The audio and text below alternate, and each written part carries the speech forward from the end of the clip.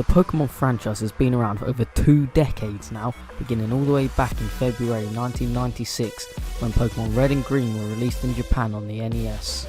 Since then there's been 6 new generations, TV shows, films, 656 new Pokemon and many remasters and spin-offs. Pokemon has literally done the impossible. It has somehow stayed relevant for the 23 years it has been around. From children to adults, almost everyone has played or experienced a Pokemon game during their lives. And with the new game Sword and Shield coming soon, I think it's a great time to look back at the series and whether Gen 8 will be any good.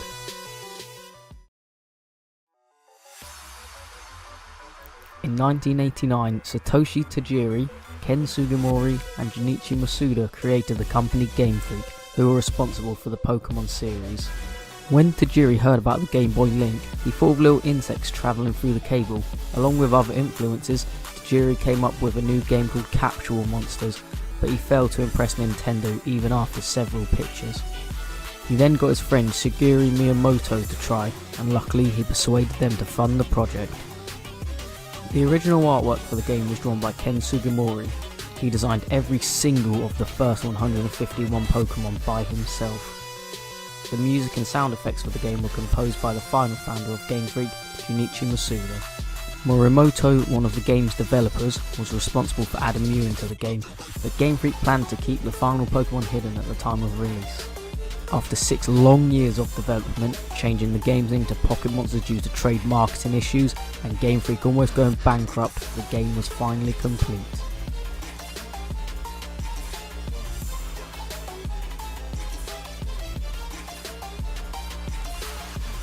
Initially, the Pokemon game sold fairly well, but the popularity really came about when Mew was discovered, and the magazine CoroCoro announced a competition to distribute the Mew to 20 winners. Over 75,000 people entered, and the overall sales of the game massively increased, leading to an enhanced version named Pokemon Blue shortly after following up the games.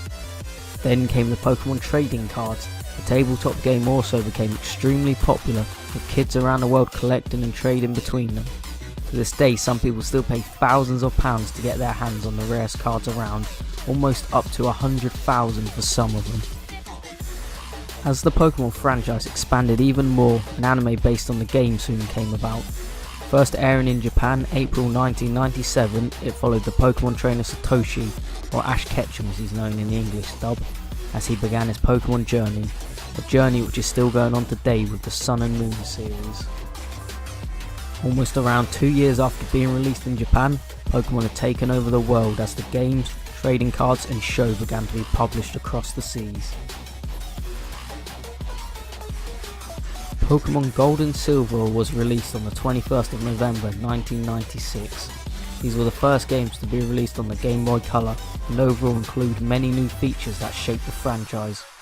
Of course there were new Pokemon in a whole new region, but these also brought the addition of breeding and shinies, which are still really popular in the games today. Many fans were also surprised to see that once you beat the game, you were able to return to Kanto and face the old gym leaders from the original 2. These games continued the popularity and were well received, gaining an average of 89%. Gen 3 and 4 were fairly similar to the previous new releases. They offered the fans new Pokemon to catch, a region to explore and an overall different experience. Diamond and Pearl being the first to release on Nintendo DS. However, the release of Gen 5 caused the fanbase to become slightly divided. This was the first game to have a full cast of 156 new Pokemon, with none of the old ones from the previous games being obtainable in-game. Most say that this is their least favourite, whether it's due to the Pokemon and their designs, the longer and more in-depth story, or just simply franchise burnout. Also, like the other games, fans were expecting a third release called Pokemon Grey. Instead, Game Freak threw a curveball and released the sequels Black and White 2. Although I thought these were fairly good games, many still didn't enjoy the Unova region, and people have begun to think that this series was going to go downhill from here. Generation 6 then came about in 2014, the first to be released in 3D. The big step up in graphics was huge for the series. Made it all seem a lot more immersive and gave the designers more to work with. Kalos, the region in the game, introduced more new Pokemon, but also reintroduced some of the old favourites too. This gen was also where we were able to Mega Evolve for the first time. seen all new designs for Mega Evolved Charizard and other Pokemon alike. Gen 7, Pokemon Sun and Moon soon followed on to the 3DS a couple years later, the most notable changes being the addition of the Island Trials over the Gym Leaders. Finally, there's the Let's Go games, which were released on the Nintendo Switch. These games were remasters of the originals, but they moved away from traditional catching methods to follow in the footsteps of the mobile game Pokemon Go. You could also see the Pokemon in the overworld, letting you know what you would run into. Overall, the graphics of these games were hugely increased, and it got people excited for what they could do with the new Gen 8 on this system. So, let's get into what we know about the new Gen 8 from what we saw in the recent Nintendo Direct.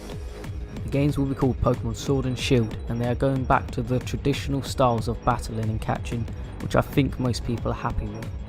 The graphics look slightly different to the Let's Go games, but overall it still looks really good, but the Pokemon don't follow you from the overworld, which is a bit disappointing. The new Galar region is based on England and consists of many different landscapes like the previous games.